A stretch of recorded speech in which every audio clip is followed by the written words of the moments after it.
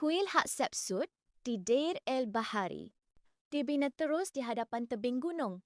Strukturnya mempunyai 3 tingkat teres yang besar.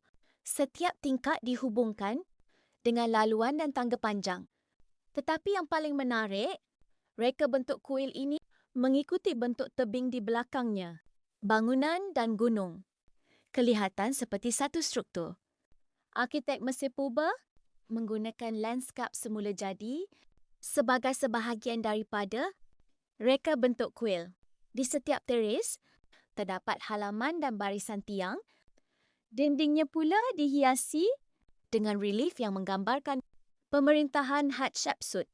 Antaranya ialah gambaran ekspedisi terkenal ke negeri Pun. Bayangkan membina sebuah kuil di raja yang besar, kemudian menyusunnya supaya kelihatan menyatu dengan tebing gunung.